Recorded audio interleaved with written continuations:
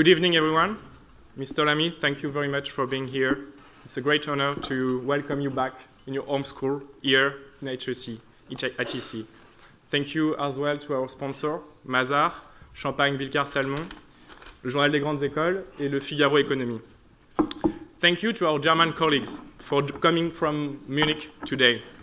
It's the beginning of a great collaboration at a European scale between HEC Débats and Your Society speaker series.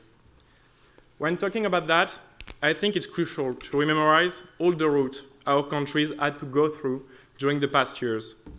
1 century ago, we were vainly fighting each other in the trenches of Verdun, in an ocean of blood. After repeating the same mistakes during World War II, what we now call the European construction began. In the 1950 well-known speech, the need for collaboration rises in Robert Schumann's words. The coming together of the nations of Europe required the elimination of the age-old opposition of France and Germany. Any action taken must concern these two countries. This opened a beautiful path in which you, Pascal Lamy, laid down your mark. After having graduated from HEC, Sciences Po, and l'ENA, you were in first line with Jacques Delors, working with him at the European Commission. There, you set up the European monetary system, resulting in our common currency, the euro. You liberalized the circulation of capital within the Union. And you mapped up what would then become the Maastricht Treaty. At that time, we were all dreaming of Europe, of its peace for life promise, and of its economic sustainability. And I have to say, if we have the honor to welcome you today, Mr. Lamy, it's actually mainly for bad reasons.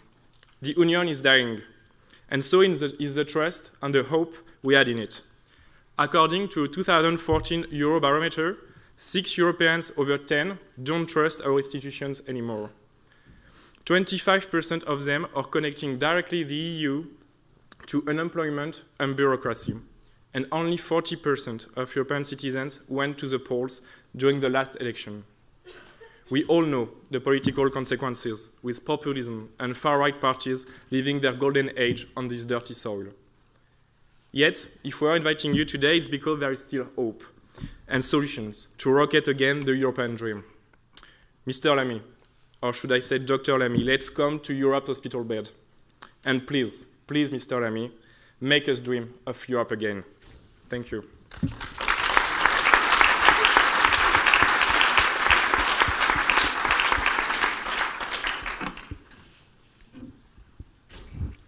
Well, good night, Mr. Lamy.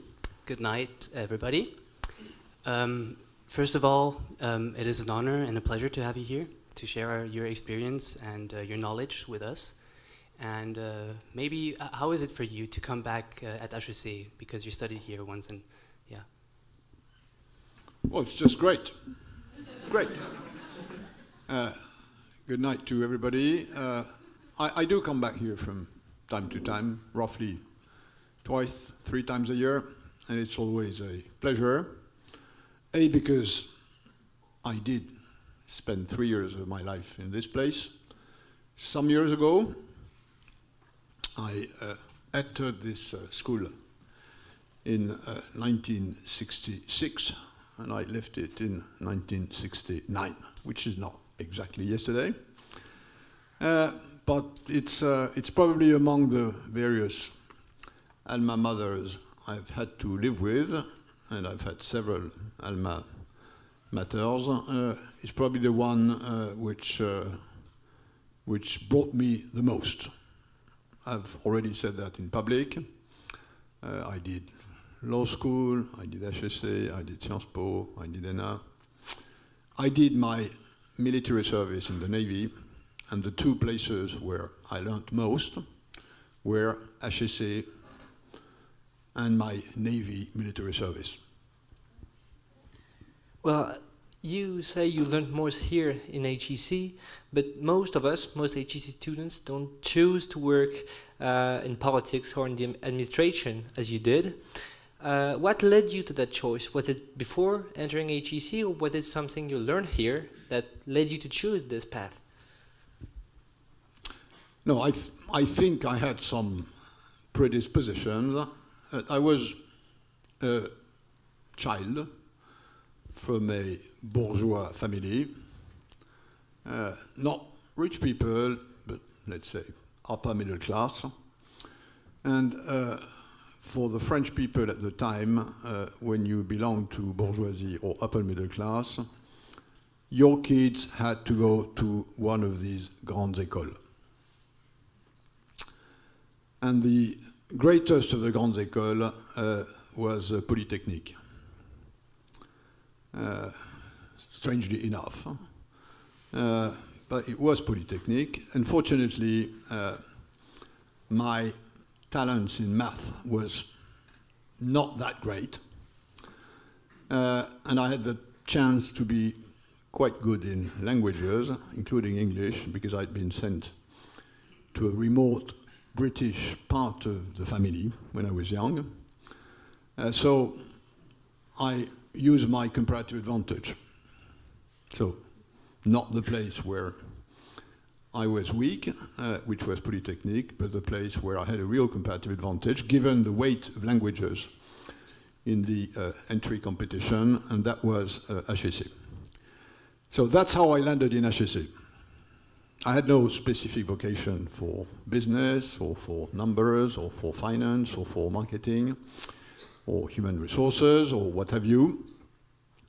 But I had been a sort of militant in a Christian youth movement when I was a kid, and this is what brought me to politics, in fact.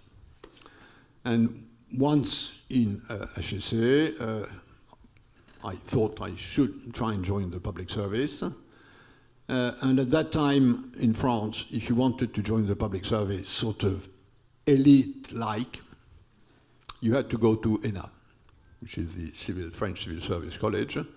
So at the end of my third year in HEC, I ran for this competition, ENA, where there were a series of law, economics, sort of normal disciplines, and I got, on a scale of 20, my mark in economy was 1.5, which was a bit puzzling for me, so I inquired. Of course, I never got the first time with such a mark in economy, and I inquired why had I got. The topic was something about monetary policy. And the answer was, sir, there are equations in your paper. And in Sciences Po, nobody has ever seen an equation in an essay about economics.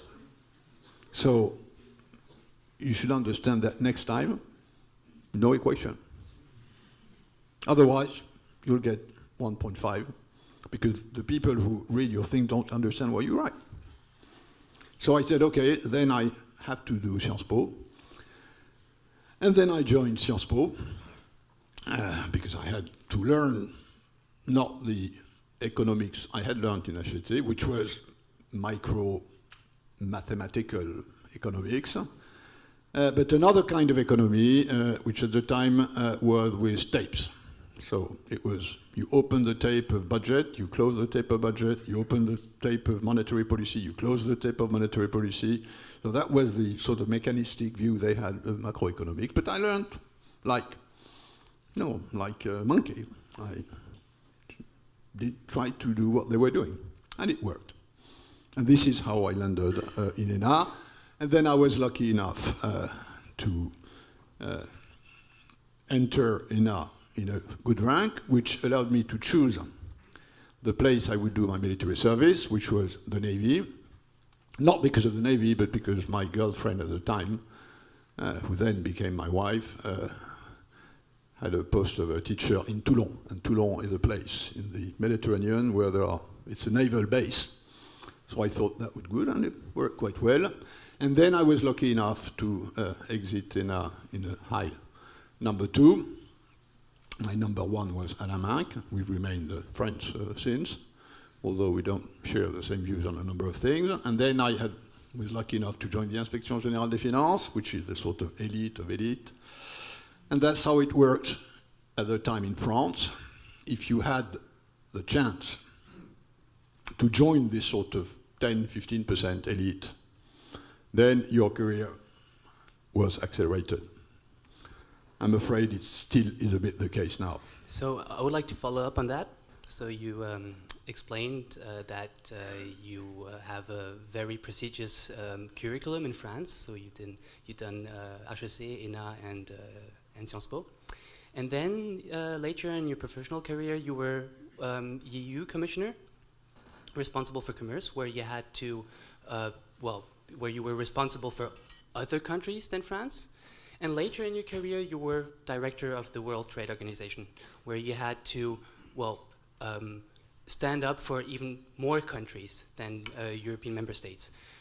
How was it for you? How did you manage to break free from your French existence, maybe the proud and the interests of France, and be able to slip into another role where you have to stand up for other countries, maybe totally different countries, emerging countries, and how were you perceived from other leaderships in the world?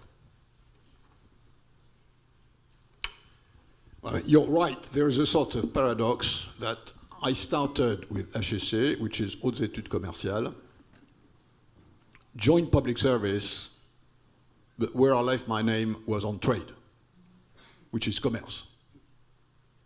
So in a way, commerce and trade caught me up.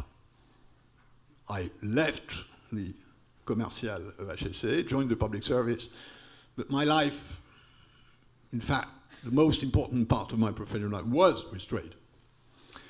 Now, I then joined the French public service. I had my own political opinions, quite leftist at the time. Still there, but maybe a bit less than in the past, but still there. And in France, public service is a neutral body. Whatever your political opinions are, whatever your beliefs are, you have to behave in a neutral way. Because the state is meant to be beyond politics. But for the interests of the French nation. Absolutely, but that's where this notion of you have a mission which you must fulfill in a way that is for the general interest. This is what I had to practice. And then joined Delors' cabinet when the left won the elections in 1981. I was some time with him, then I left to become the deputy chief of staff of the prime minister at the time, Pierre Mauroy. And then when Delors was nominated for the European Commission president job in late 84, he asked me whether I would come to Brussels with him as his chief of staff. At the time, I was very hesitant. I consulted with my friends and my mentors and senior people from the Inspection des Finances, and they all told me, don't do that. That's the North Pole. Everybody will forget you. You can become director of the Treasury, director of the French budget. You know, that's what you should do. So this Delors is a strange guy. Don't do that. And I really was inclined not to do it. And then my wife, who had quite a hectic working life at the time because she was deputy chief whip in the socialist group in the French parliament, said, well, we are working too much. This life is too hectic. Our kids, we should be more with them, so let's do that. So I listened to my wife, basically, which you sometimes have to do. And then I took this big bet, which was a sort of jump in the unknown, because for a French civil servant, being transplanted in 1 week to this European Commission system, which is totally anti-French in the way it works. It works the German way. The way the system works is German. It's consensus, it's compromise, it's listening to everybody for a very long time, incredibly long discussions, technical discussions, and then at the end of the day, you have to find a compromise. And only if you've painfully and lengthily done everything to get a compromise, and the compromise is not there, then you can vote. But only after this ordeal of searching one way not to disagree with one another, which is totally exactly the opposite of the way the system works in France. So I was transplanted into this, and I sort of imported in Brussels the neutrality spirit I had been trained in the French civil servant. It only was a big cultural shock, because with an incredibly diverse culture of politics, institutions, administration. And you have to understand that, you've got to be in the office at 8 o'clock in the morning, because the Danes have already been there for 1 hour. And you have to stay in the office until 10:30 in the evening, because that's roughly the start of the evening for the Spaniards. And that's just, that's just one physical element which tells you that you change the world.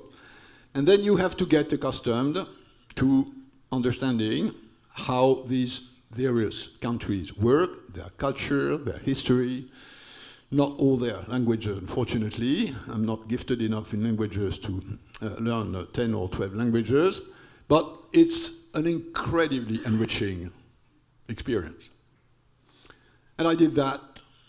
My initial contract with Delors was 3 years. I did that during 10 years. And then after 10 years, I was called back to France as a public servant by the French government of the time to clean a huge ailing French bank, the name of which is Crédit Lyonnais, which had got into big trouble. And given my sort of business connections and the fact that I had studied finance in HEC, they probably thought I would be good at that. Those were the 5 worst years of my life. Being the CEO of a huge bank and reading in the press every day that maybe it's going to get bankrupt the next day, with competitors like Société Générale, BNP, shooting at you and, of course, trying to steal your clients in the name that, your bank is not a safe one, and they are safe.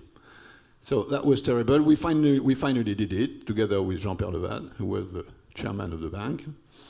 It got privatized. And then the next day I left for Brussels because the French government asked me to be one of the 2 French commissioners. And then I became a trade commissioner. Now, that was my second stint in Brussels. So 10 years, then 5 years as trade commissioner. A fantastic job. A fantastic job. The most fantastic job I ever had. You are the trade minister for the European Union. In the European Union, trade is a federal competence. So your only problem is, do you have a majority in the Council? Do you have a majority in the Parliament? Once you have a majority in the Council and a majority in the Parliament and a majority within the College of Commissioners, you run the EU trade policy worldwide. Fantastic job.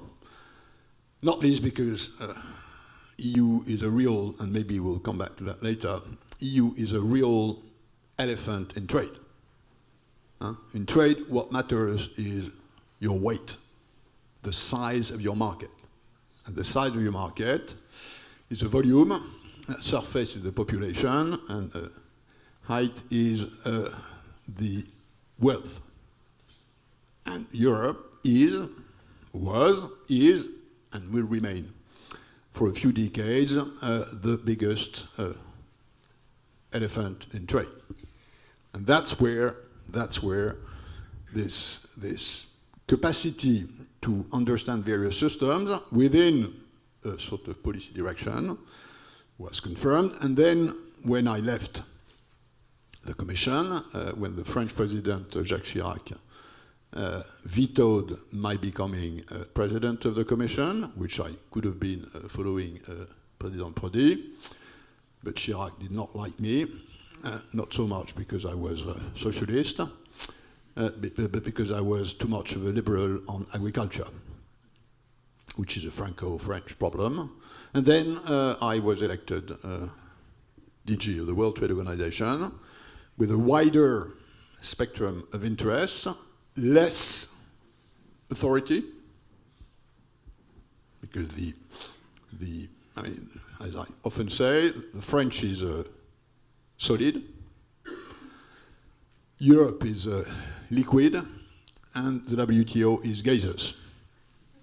And I had the formidable chance to move from solid to liquid and from liquid to gaseous. And if you compare WTO to other international organizations, it's one of the most liquid gaseous organizations. So it's not as liquid as the UN or the High Commissariat for Refugees, but it's very liquid. So it's fantastically interesting. There are a few things you can do, but it remains what they call a member-driven organization. The European Commission is a member-driving organization. The DG of WTO is a member-driven organization. Well, you mentioned the influence of German institutions on the EU, and well, the fact that it's a member-driven.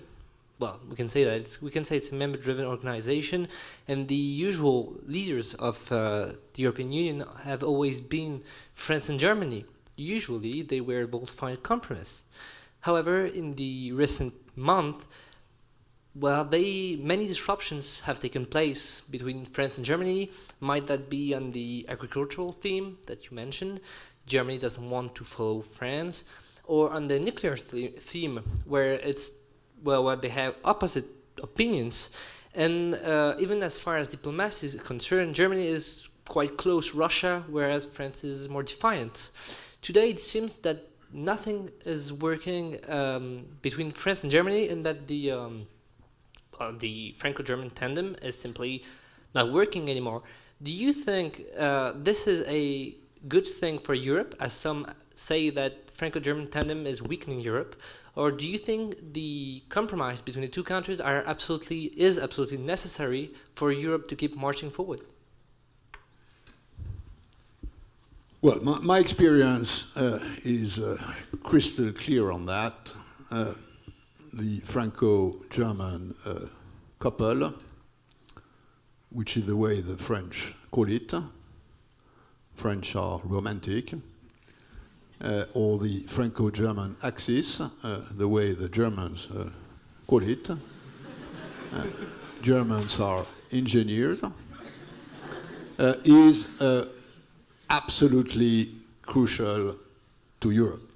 I mean, geopoliticians have said that US is the indispensable power in the world. The Franco-German alliance is the indispensable pillar of the European Union. Simply because these are the two biggest continental countries. And the fact that they disagree on many things is the reason why this alliance is so crucial. But it's new, isn't it? No, it's not new. It's always been the case. It's always been the case. The French and the Germans are fundamentally different. Yes, but François Hollande trying to bypass Angela Merkel by creating an alliance with southern countries is something new. His predecessor tried this. Sarkozy tried this. Usually, when a French president is elected, the Brits rush on him and tell him there are other possible combinations. It happened with Chirac, it happened with Sarkozy, it happened with Hollande. Each time they tried, and it never worked. And the reason is very simple. Again, not that the French and the Germans agree on many things, they disagree on lots of things, because their culture is different, their Weltanschauung is very different, the way they understand what's good, what's bad, what comes from the past, looking at the future. But that's precisely why they are indispensable. Once they agree, and they very often disagree and then come to some sort of agreement, this becomes the central compromise in Europe. Because France is recognized by southern countries as from the south, which it is. We are an incredibly Latin country. And Germany is recognized by the rest of Europe as a northern country. And it's true that Germany is a very northern country. So we are Latin, we like music, we like speeches, we like love, we like good kitchen. The Germans are Nordic, they are serious, they have no humor at all, they are very dull, and they are very efficient. So we French create ideas, concepts, we've sent that to the whole world, and we are very proud of having led the world in ideas. The problem being that we have great ideas, we're not that good at enforcing them and making them into a normal economic system. The Germans is the different, which is why, again, France and Germany are essential to Europe. French are very good geopoliticians. Germans are very good geoeconomics. And Europe, at the end of the day, is the dream of Europe and the dream of the founding fathers. I don't think we have to share all the dreams of our founding fathers. Some of these dreams have to change. But the fundamental dream, which is creating a synergy, a very specific chemistry, where the logics of geoeconomic integration lead to geopolitical integration, which is the fundamental trust of Europe, and that's where Europe is a very specific single place on this planet. This remains true, and this is why the French and the Germans are, in a way, if you look at history, if you look at culture, if you look at long-term trends, they are the best place to make this synergy work. But don't you think the importance that they have taken in Europe is backfires simply? France wants what you call a synergy as far as geopolitical matters are concerned, but it wants a synergy behind it. It wants to lead the European diplomacy. And do you think letting two countries get so much power inside the EU is going to make it possible, or simply sink it? But I think, and that stems not from intellectual approach, that's my experience. Other countries in Europe are looking at what France is doing, where it's heading, where Germany is heading. Again, Nordic countries have more of an inclination to follow Germany, and southern countries have more of an inclination to follow Greece. Now, what about Eastern and Central Europe? It's a bit of both. With quite a strong German influence, but a bit of both, and that's again that's the way this culture works, and I'm convinced that the making of Europe is a mix of these two fundamentally different cultures, one which is let's say, to put it simply, one which is about solidarity, and that's the southern model.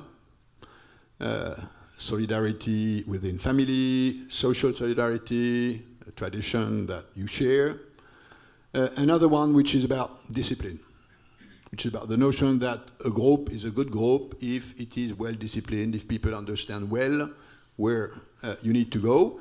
And this mix of solidarity and discipline is the key engineering of the European machine.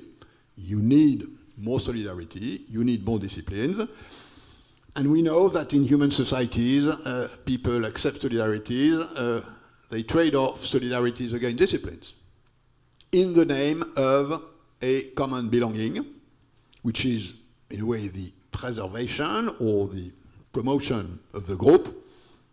And that's precisely what European integration is about. Maybe one last question about the German-French relationship, because this is tonight a German-French event. Germany, some economic people have criticized Germany and Germany's economical decision for harming and impoverishing other countries in Europe. What do you think about that theory? There is some truth in that. And this truth is in the numbers. The Germans have too big an external surplus. And too big an external surplus, like, by the way, too big an external deficit is not sustainable. And it is true that this too big external surplus comes from a difference in competitiveness between the efficiencies of the German system and other European countries, mostly France. That's a problem. So this is a problem, and it needs to be addressed. The question is, what's the time horizon? Now, for a long time, the Germans have told us, and I've been discussing this, including with the German Chancellor from time to time. She's a good friend of mine, or maybe I'm a good friend of her. At least we have a solid trust relationship. For a long time, the Germans have explained this by the fact that they are, or were, a rapidly aging society.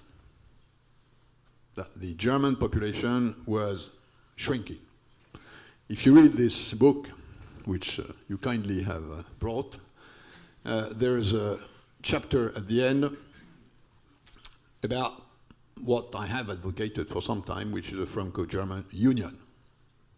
Notion that if we are really serious about building Europe, that's what we should do, because this is the way to hedge the sort of difficult situation we are in now. And at the end of this chapter, I proposed that this merger of a Franco-German union should take place in 2042. The book was written in 2014, and 2042 was the time where the French and the German population would be the same, 72 million. Now, that was 2014. I think that the situation has dramatically changed with the refugee crisis.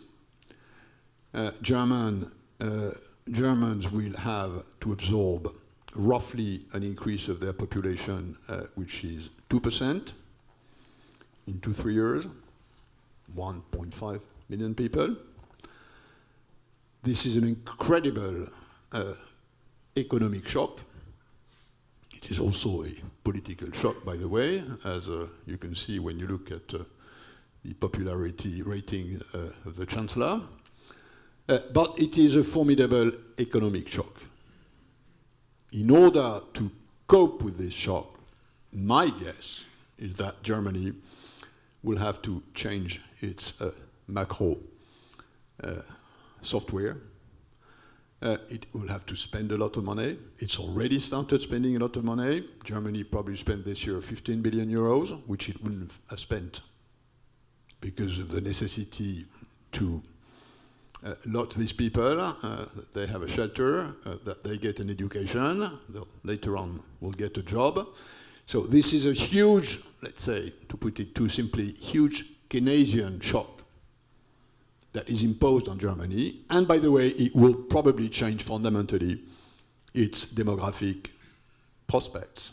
And then put Germany in another, so in other words, what the French and others have not succeeded in convincing the Germans, which is that they should reflate their economy more rapidly than they intend to do it under the forces of very traditional parts of Germany, in the economic system, in the German Bundesbank, in the Karlsruhe court. What we haven't succeeded in convincing Germans they should do, maybe this terrible situation in Syria will have provided an answer to this question. Maybe, and that's my guess. Let's take this to the next level, maybe, and have a look at the bigger picture. Europe is facing a very challenging time. You mentioned some difficulties, the refugee crisis most recently, but also the financial crisis a couple of years ago, 2008, 2009, which you experienced as the director of the World Trade Organization. And also, well, most recent crises like the Greece crisis and Brexit. Decision has been taken individually from countries. And in your book, you mention a couple of obstacles, deficits, but that has nothing to do with all the crises that have occurred the last couple of years. Can you maybe explain to our students, to our audience tonight, what do you mean exactly with this deficits of Europe? Yeah, I mean, I think you're absolutely right. The European integration project is going through very tough waters. We probably haven't had, since this was started in the 1950s, we've had periods of crisis, but we've never had a period where so many of these crises were happening at the same time. Now, each of these crises, in my view, is the result of insufficient or improperly done European integration. Whether you take the financial crisis and the Greek situation, whether you take the Russian-Ukrainian case, whether you take the refugee crisis, in each of these three cases, there is no better solution than the European one. If you compare the sort of individual, classical, national solutions to these challenges, they are, in the three cases, none of these solutions is better than the cooperative one, than the European one. And I think it's easily demonstrable. But most specifically, what went wrong that we came so far, that Europe is falling apart and taking decision individually in this crisis of this special case of the refugee crisis? I wouldn't agree that Europe is falling apart. I know it's maybe a view, and notably for those of us who are young and who've seen Europe as something that was working, advancing normally. I mean, that's the world you've been living in. I don't think Europe is falling apart. I think Europe is, again, is facing serious challenges. Now, in the case of the economic crisis, very simple. The degree of integration which the creation of the Economic and Monetary Union and the Euro had triggered was higher than our institutional capacity to run the system. In other words, the sort of dream of the founding fathers, the solidarité de fait, were there, but the political capacity to manage the system were not there because not enough had been federalized. That's the real problem, and not enough had been federalized. And I know that as a commissioner. When I was a commissioner in the European Union, I think it's no secret that many of us knew that Greece was cooking its books. We knew that. But there was enough diplomatic Westphalian culture in the system for the others not to do what they should have done, which is tell the Greeks, you have to abide by the disciplines you subscribe. And the reason why it didn't happen was that in the ECOFIN Council, where Ministers of Finance meet, they were told by their advisors, beware, if you start poking the Greek pocket, maybe somebody's going to poke your own pocket later on. And this is called sovereignty by diplomats. Diplomats are people who defend sovereignty. They serve their country, and in their culture, your country has no friend or no foe forever. You always have to make sure that your country will be able to exit any system it has entered. That's the normal diplomatic culture.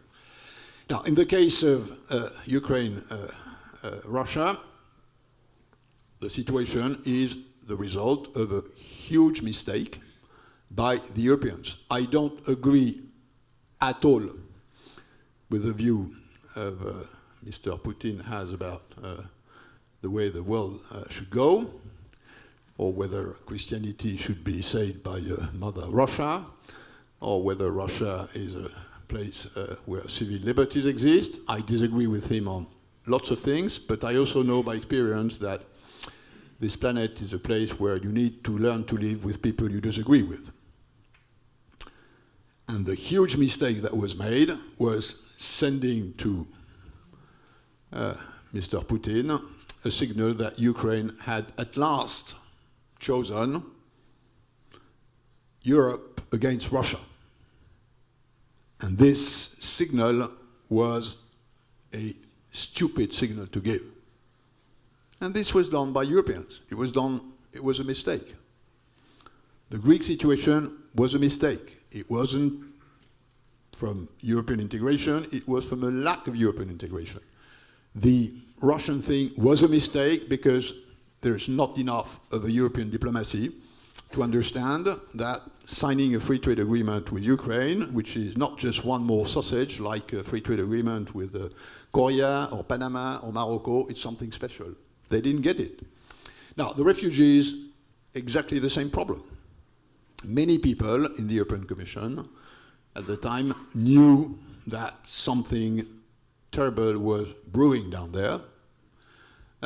We knew we did not have the military capacity to prevent what was happening, but for specific reasons, and I don't want to enter too much into that in public, the Commission of the time thought that this problem of refugees was to be left under the carpet because it was divisive.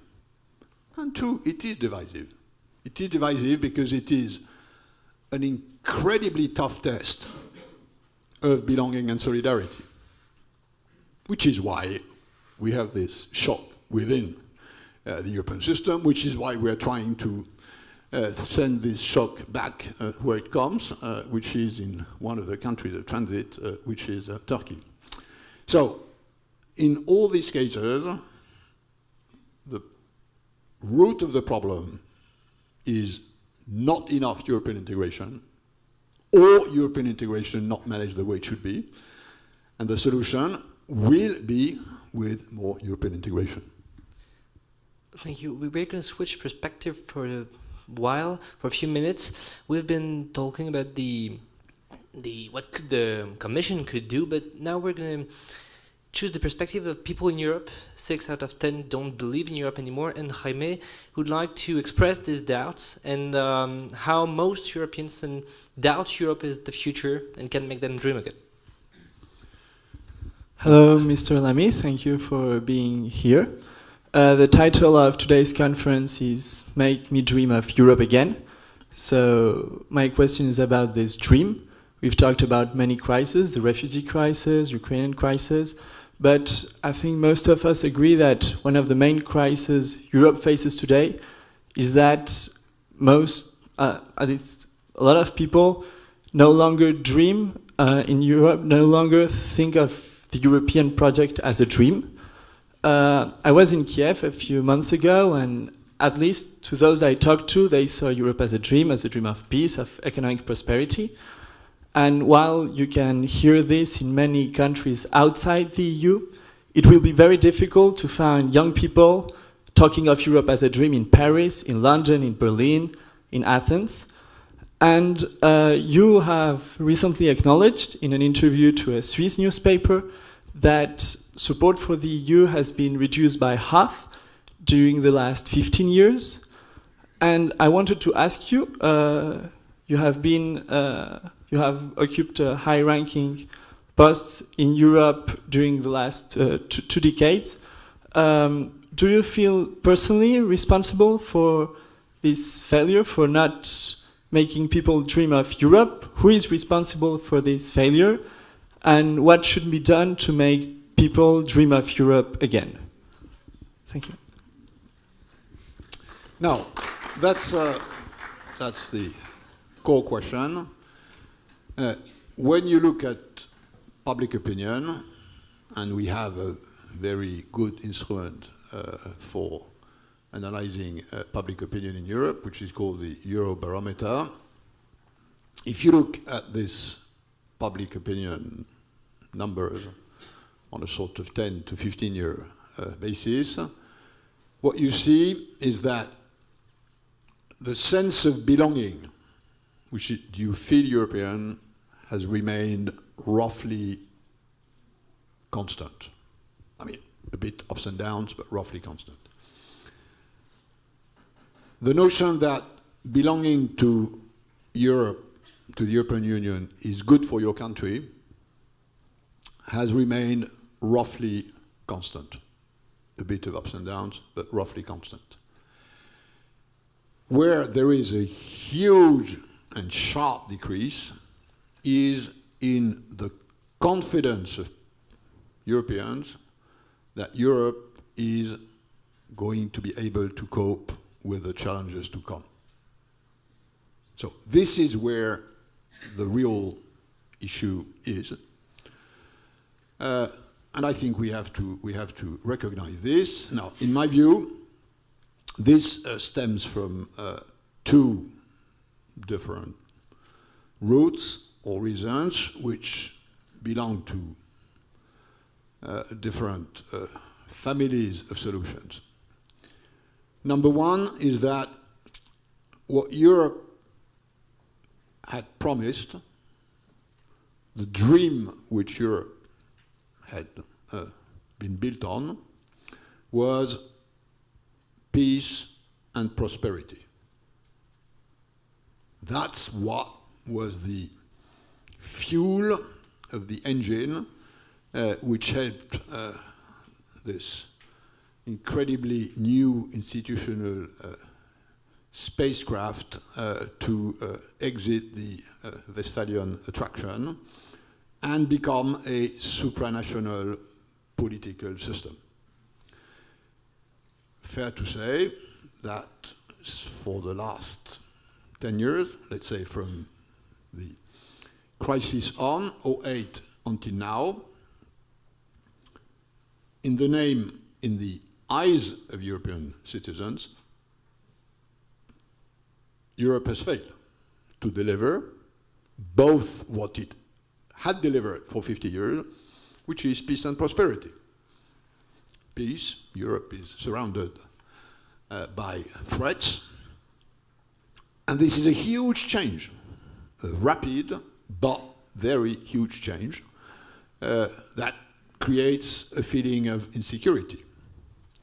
And the truth is that Europe has not properly addressed this problem. The first duty of a community is to provide safety to its members. Again, it was the case during 50 years. It's stopped being the case recently for a variety of reasons, which is probably too long to get in, but it's understandable that if you don't deliver what you say you should deliver, which is peace and prosperity, then people lose confidence. That's sort of absolutely normal, and by the way, legitimate translation. It shows that the European Union is accountable to the people, contrary to what a few sovereignists still keep screaming. So that's the first reason, and this needs to be addressed. And there's nothing like a new approach a new dream without starting with this issue of prosperity and this issue of peace. And this issue of prosperity is an issue which has to do with economic management. True, if you look at the growth prospects of Europe for the next 10 years, 1.5%. If you look at US, 2.53%. If you look at emerging countries, 5%. So Europe is, for the moment, all things equal, the laggard, and the only place which is doing worse is Japan. That's a serious problem. And this needs to be re-engineered, and as we also have to do it on the external side, and this will necessitate a lot of political energy, because one of the reasons why we have too weak a foreign and security policy is that there's still too much of national resistance to pulling this. Now, that's the first part. That's the first reason. And this needs a new narrative. Now, the other reason, which is much more fundamental, which is much more complex, and where I think intellectually we haven't really grasped neither the depth of the problem nor a fortiori the solutions, is that building a new political space is a challenge which is tougher than we all had expected. This sort of dream, which I mentioned already of the founding father, that you would transform economic integration and the benefits it creates for consumers and workers into a citizenship, sort of transmutation from economic integration to political integration, to this demos, this European people with a strong feeling of belonging. It hasn't worked, or at least it hasn't worked as fast as they thought it would. Which is, by the way, what's at the root of this big problem we have, which is discrepancy between de facto economic integration and the relative incapacity we have to run the system politically at EU level. Now, where these two things have one thing in common, which is, and that's my answer to your question about the dream, where they have in common is that they demonstrate, in my view, the necessity of a new narrative. And I've explained this in this book. When I talk to my grandkids, who happen to live in Australia, which is not exactly next door, and I try to explain them, the eldest is 10 years old, I try to explain them Europe, talking about Churchill and de Gaulle and the Second World War. It's like Joan of Arc, and it's just the page after Diplodocus. They just don't get it at all. So the narrative in which I was born and in which I was brought, which is Europe is peace between France and Germany, and that's a great thing because it never really happened, and now it's happened. This is zero. And after all, great news. We got there. We've created a situation where we know France and Germany will never again be at war, which is an incredible achievement in historical terms. But that will not convince most of the people in this room, who are young people, that it says something about the future. So we need a new narrative. I'm trying to help finding this in this book. I take my best. I suggest this narrative, which comes from my own experience. I spent 25 years for the last 30 years of my professional life outside France, and roughly 10 years among these 25 years outside Europe. So I spent 15 years in Brussels, roughly 10 years, 8 plus what I spend now in Geneva, or a bit also in Paris. The new narrative I'm suggesting is that why we need to keep building Europe is to make sure that what we stand for what we believe in, what we are, will still be there in 50 or 100 years. Now, the way the world is moving, either we do it together or we don't do it at all. And that's my big fight with national holders or with sovereignists.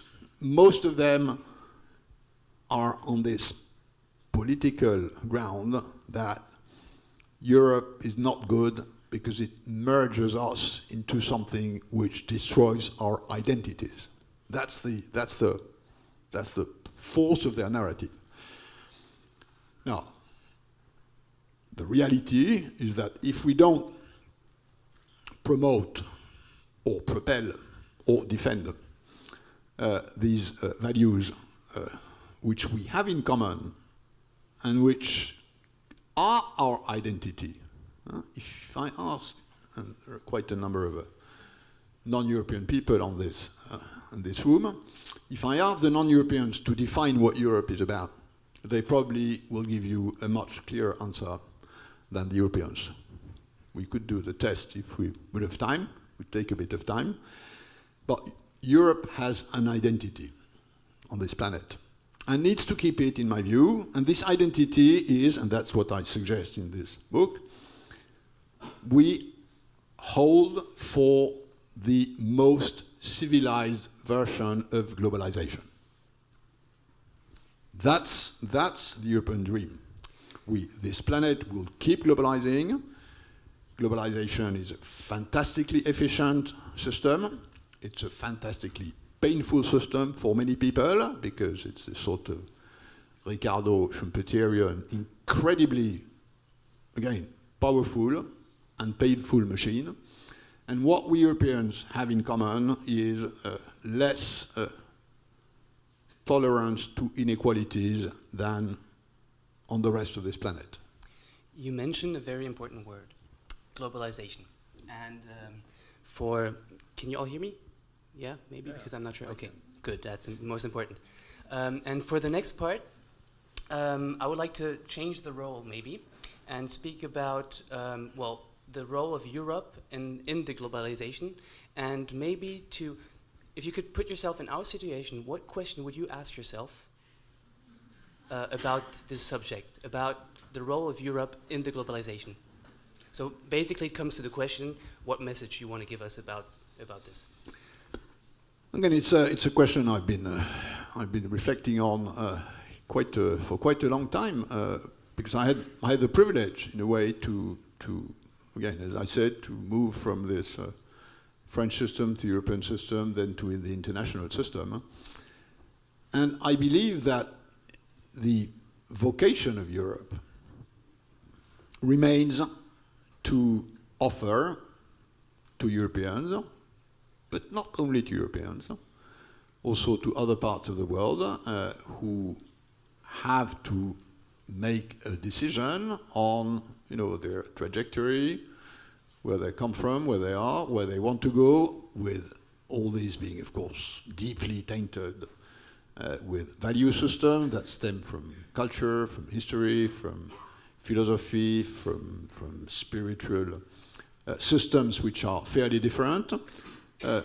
I think that if the choice of my children, of my grandchildren, 50 years from now is between China and the US, we will have failed. Now, I love China. It's a country I admire a lot, and I've worked with the Chinese a lot. They don't do everything right, of course, but it's a country I love the US. It's an incredibly vibrant, dynamic place. But my identity, and the identity I wish for my kids, the kids of my kids, and the kids of my kids of my kids, is a European one. Because I believe that this very specific mix of individual freedom, efficient market systems, coupled with social solidarity, what we call Sozialmarktwirtschaft, with this cultural sensitivity plus this ecological conscience feeling which was born in Europe, I think this very specific mix is the best available for managing the future of globalization. I think globalization will keep moving because it's driven by science, technology, innovation that crushes in many ways the cost of distance, that merges disciplines like digitalization, biotechnologies, visualization systems. It's an incredibly powerful engine behind this. So it will keep going, and it will keep going, creating a huge mass of less poor people. Between now and 2030, 3 billion people will join the middle class on this planet. You have 2 billion people today in the middle class on a population of 7 billion. 2030 will be 9 billion on this planet, 5 of which will belong to the middle class, which is incredible good news for education, for women's rights, for people's comfort, for their capacity to dream and also to nightmare, by the way, because you can't dream without nightmaring. That's another story. Now, what we know is that this works with, again, huge benefits. We also know, and that's the experience of the last 20 years, that this comes to the cost of rapidly, forcefully increasing inequalities, which is a huge social problem. In my view, but I recognize this can be discussed, it's a huge ethical problem, it's a huge moral problems, but on this we may not agree. So this is the real challenge, and Europe is probably the place on this planet where this very specific balance is part of identity, and this is what I want to preserve.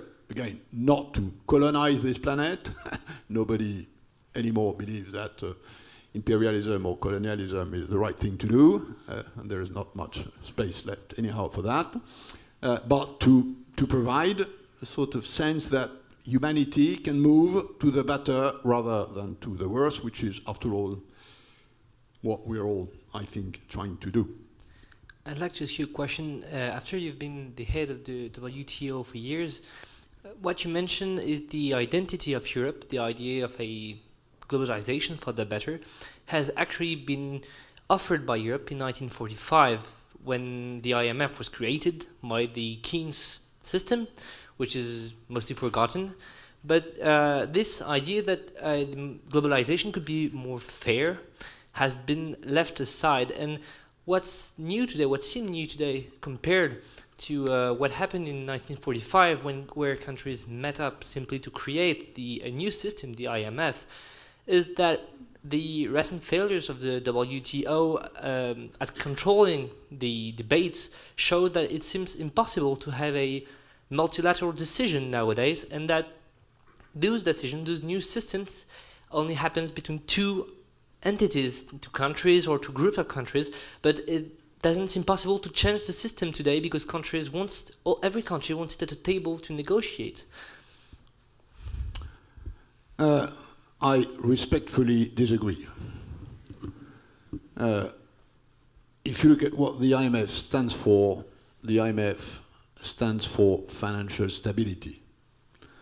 If you look at what WTO stands for, WTO stands for open trade. Do we have financial stability? No.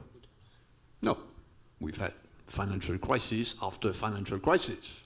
And the last one we had in 2008 nearly killed the whole world economy. So the notion that the IMF is efficient, again, I beg to disagree. I didn't mean that. Okay. How Now did you look at WTO. Is trade more open than it was? Yes, it is. It's more open today than yesterday. It was more open yesterday than the day before yesterday. So what WTO stands for, which is opening trade for the benefit of all, which only works under a number of conditions which I wrote in another book, which is called the Geneva Consensus. When I left WTO, when I recovered my freedom of speech, That was a great day. So, in other words, if you compare the IMF and the WTO, the IMF has not worked and the WTO has worked. Because what matters is not whether member states agree or disagree or wrangle or fight. What matters is whether what your mission is fulfilled. Now, this notion that in WTO things can't get done because of the consensus principle is just crap. I'm sorry. It's just crap. And I know that by experience. In the WTO, where things do not happen is when US and China do not agree. And you will not ever create a system where a decision system about trade would be imposed on China by whatever majority system, nor, by the way, on the US by whatever majority system. So that's not the problem. The problem is that trade opening is a very complex system, that it happens multilaterally, regionally, bilaterally.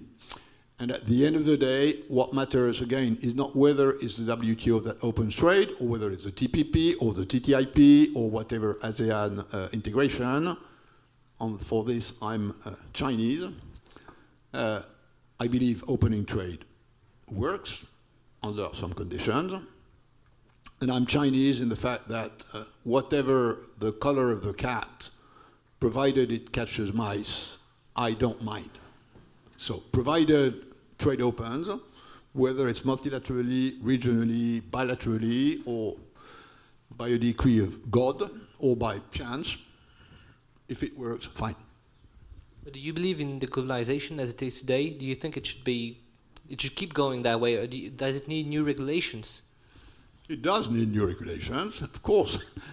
I'm not saying globalization is doing everything right. Globalization is a phase. It's a phase of a long history, which is the history of capitalism.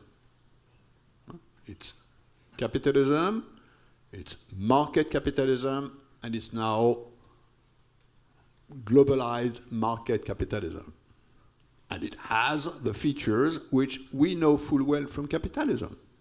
It's efficient and unfair.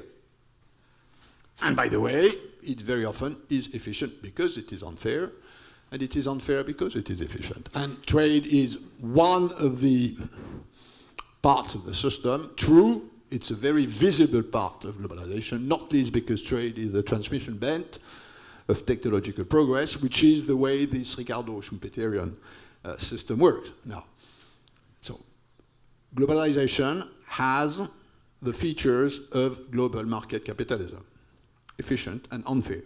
And we have to try and make it fairer. The two available roads are, do we change the system, or do we try and make it less unfair? Now, both avenues are available. And I belong to a school of thought that still tries to devise, to think, to create an alternative to global market capitalism, which I deeply believe is not sustainable. It's not sustainable economically, financially, socially, environmentally. So now, we have, that's an important point. We have, in my view, to keep working and thinking about a different system. But we also have to recognize that in the meantime, first, that what has been tried so far as alternatives was failures, and that's a reality which we have to accept, because reality we have to accept. Even if we want to change it, we have to accept that the lessons we've learned is that what has been tried so far as alternatives has miserably failed, and usually with a lot of pain and blood. Now, then, as long as we haven't found something different, and many of us are working on that, including at global level, the sort of Federation of Progressive Think Tanks which was created in Brussels a few years ago, In the meantime, we have to try and make it less unfair, and this is the sort of reformist choice. Although, true, it's getting tougher and tougher because, again, it's getting more and more efficient, hence more and more unequal. So what future economical model could we have if continuous global growth and capitalism is proven to be wrong? What kind of other model could you see for the future? The other model we have is the one we've been practicing for some time, mostly in Europe, which is called social democracy, which is Sozialmarktwirtschaft, which is a system where we try and benefit from the efficiency of markets, and we know that there are a number of areas where markets are not efficient, not least because things like CO2, for instance, are not properly priced. They have externalities which are not properly priced by pricing systems. So we have to try and keep working on making markets efficient, and then we have to create incentives via redistribution systems or via other systems, which in my view are more efficient, that sort of increase the capacity to share the pot. And roughly you have in Europe two models, the center-left and the center-right. The center-left being, let's say, Sweden, and the center-right being, let's say, Switzerland. And why do I take these two countries? Because they have the same Gini coefficient, which is the measure you have of inequalities. So in terms of inequalities, Sweden and Swiss are similar. Why? Because Sweden has a huge redistribution system. So Sweden redistributes 60% of its GNP. So the inequality in primary incomes is corrected by redistribution, which creates secondary income, which compensate for a part of the inequality of primary incomes. Switzerland does it the other way. Switzerland has much less inequality with primary incomes. So it doesn't need a big redistribution system because the income inequalities, and I'm not talking about wealth inequalities, I'm talking about income inequalities, are much smaller. And the reason why it's much smaller stems from the specific Swiss, and to some extent, by the way, German system for apprenticeship, for professional training, comes from the fact that many people are trained in technical systems, and that their income is nearer to the guy who has an engineer diploma than it is in other countries. So these are, in my view, the two existing systems, and they both bring a number of solutions if you accept to take a reformist approach, which I think, again, as long as we haven't devised something which is convincing and which can work, which is a real alternative to market capitalism, that's what we have to do.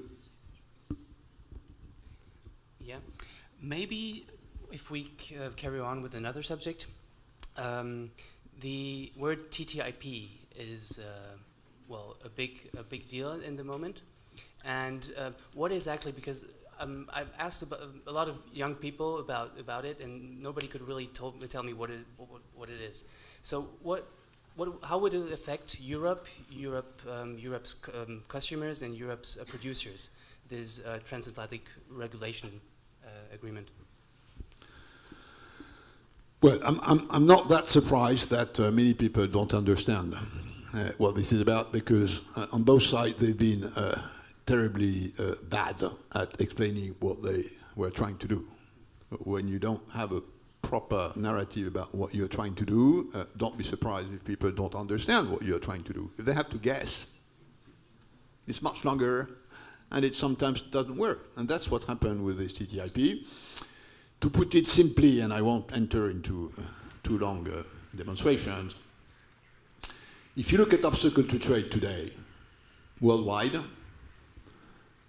you have classical obstacle to trade, which were the ones that were there for centuries, the purpose of which was to protect producers from foreign competition, and that is called a tariff. And then you have obstacle to trade, the purpose of which is to protect the consumer from risks. And this is called standards, norms, certification systems. It's flowers. You can put a tariff on flowers.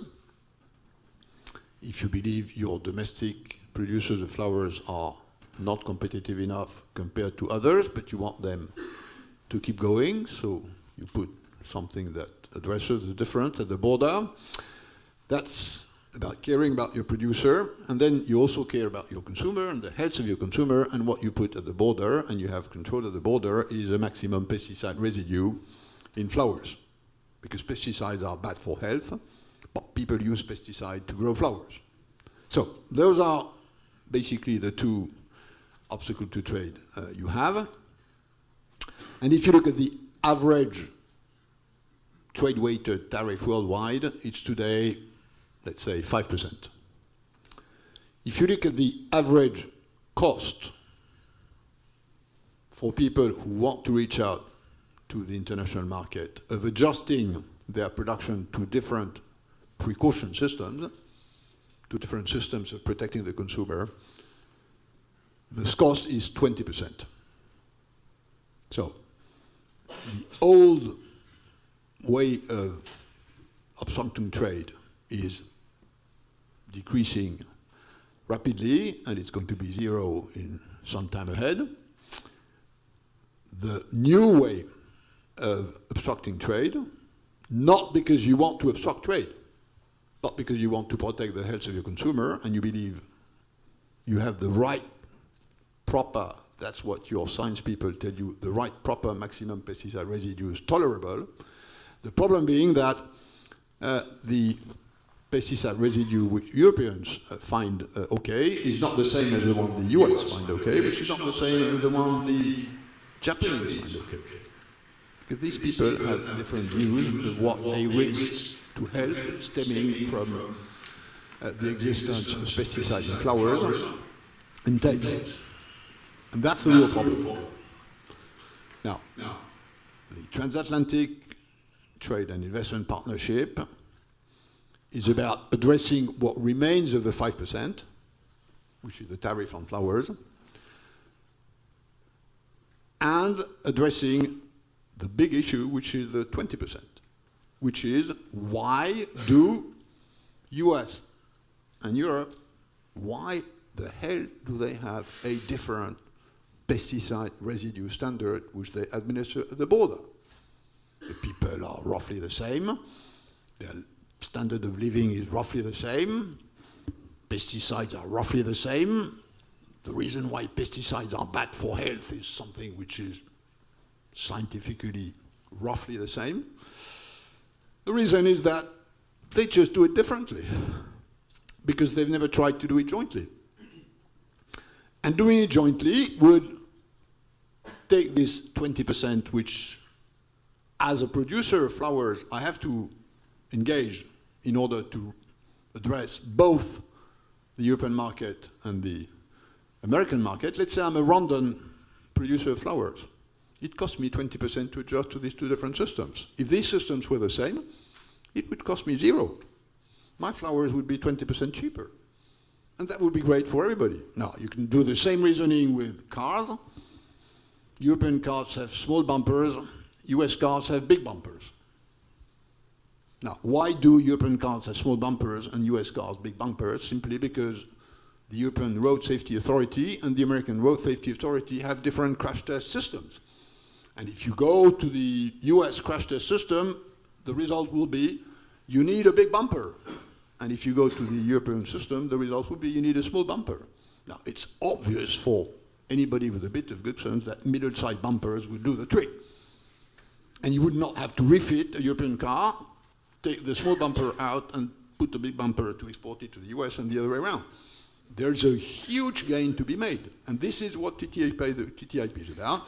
And this is why TTIP has nothing to do with a classical good old trade agreement that reduces, there is a bit of that, and my evaluation is roughly 1/5 of the negotiation is about a classical trade negotiation where EU will reduce its tariff on sugar, if US reduces its tariff on sugar, or on cars, or on special steel, and then 80% of the is about regulatory convergence, about precaution, about the level of precaution, and more importantly, if I'm a producer, about the way this level of precaution is administered, and that's very, very tricky. It's a totally different game because it's much more sensitive. In terms of public opinion, it reaches out to the consumers, and the consumers affected by regulatory measures are much more than the producers affected by a tariff decrease.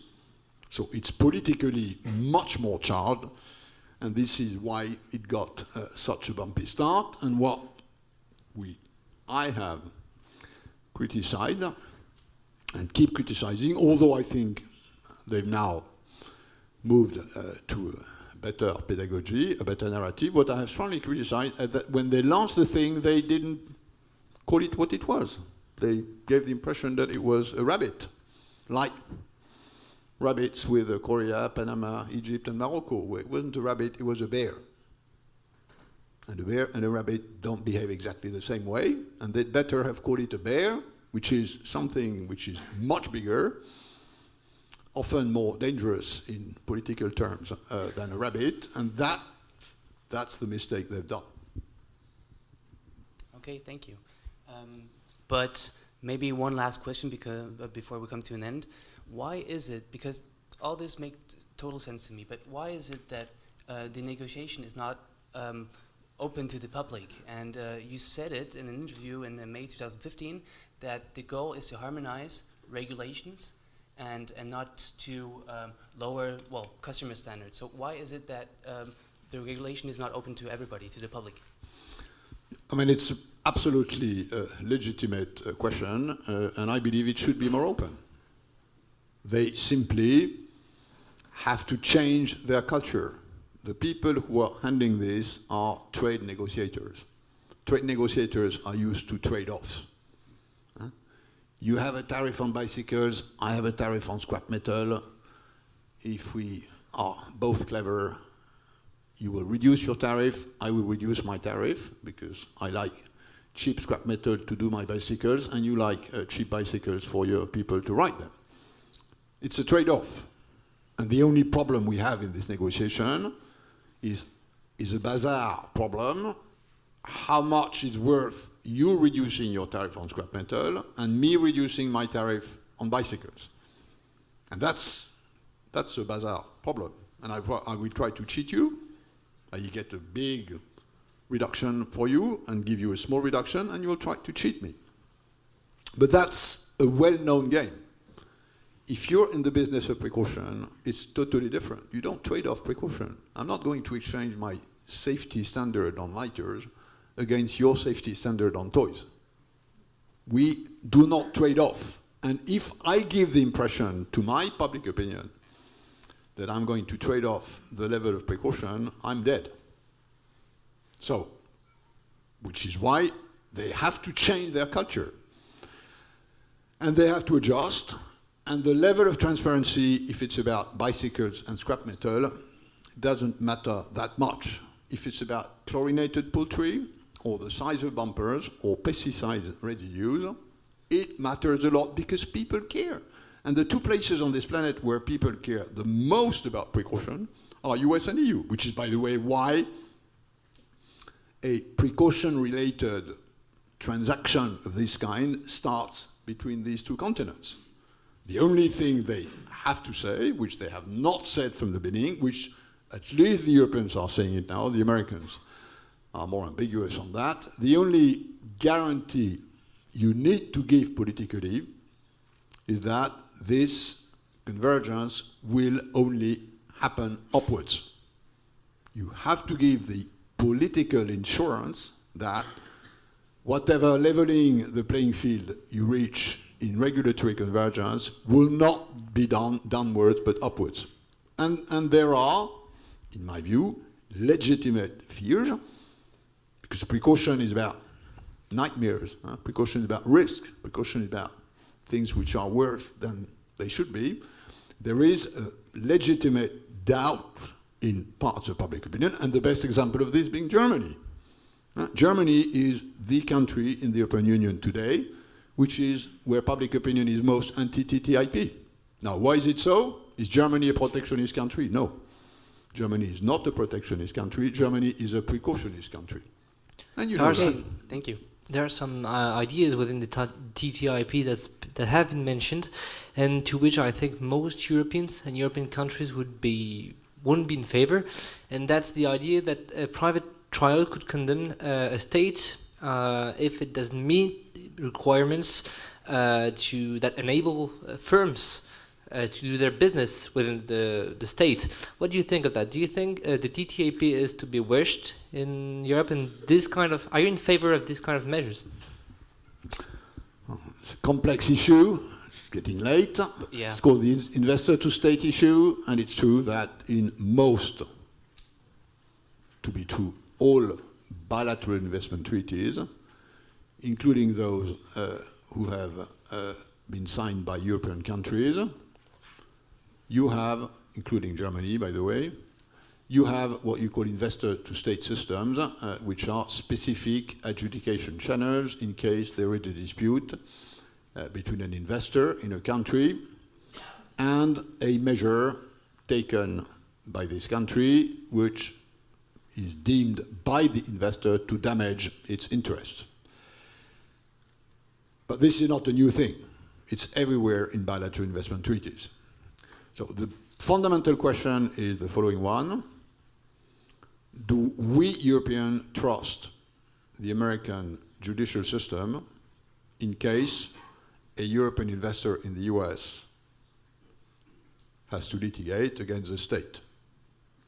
If the answer is yes, we don't need an investor-to-state dispute settlement system. If the answer is no, we do need a specific channel of adjudication because you want to promote investment and you have to make sure that the rights of investors are properly preserved. Now, do the US believe that European courts would properly adjudicate according to US standards such a case? Yes or no? Now, the US answer and the European answer to this question is no. We Europeans do not trust the US court system to properly adjudicate, according to our own judicial standards, a dispute of this kind. Neither do the US believe it the other way around.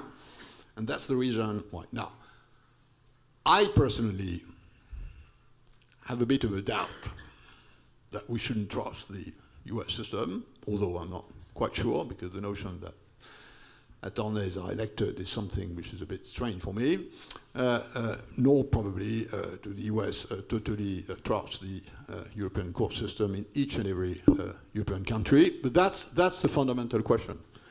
Then, if you enter into a specific adjudication channel, legal adjudication channel, you have to make sure that there's no imbalance between the right of a state to regulate, to legislate, and the interest of investors. And that's something which Europe and Canada, for instance, have just done. Europe and Canada just agreed on a revamping of the previous draft investor-to-state, which belonged to this US-Canada bilateral agreement. And I think they've got a new situation where the sphere, which is legitimate, that if private companies can litigate against states outside the normal judicial system, I mean, they can do that every day.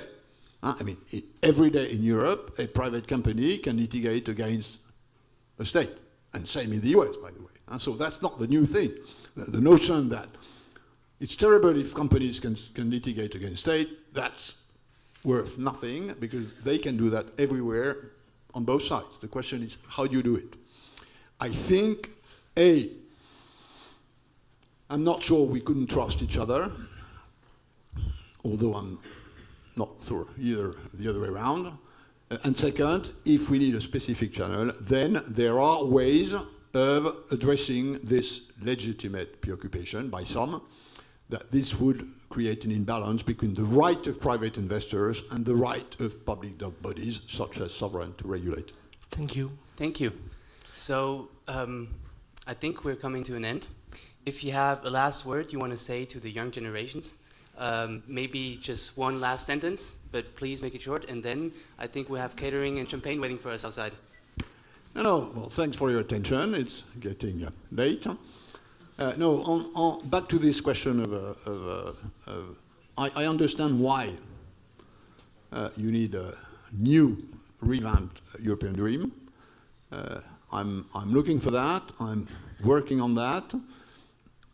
I'm in a way on both sides, because I was part of the old version, but I have to work on the new version, because the one thing I'm as convinced today, and probably even more, again, having spent quite a lot of time looking at Europe from the outside, I'm deeply convinced that if we have this sense of identity, if we value what we stand for, which at the end of the day is what identity is about, then the way to get there, the way to promote this model, the way to defend this model against possible aggressions is to do it together. It will take time. It's not an easy thing to do. We know, again, that jumping to adding a new political space to the ones we already know, we are familiar with, is something complex. But it's worth doing, because at the end of the day, it's a question of values, and that's, at the end of the day, in my view at least, what matters the most. Thanks for your attention. Thank you.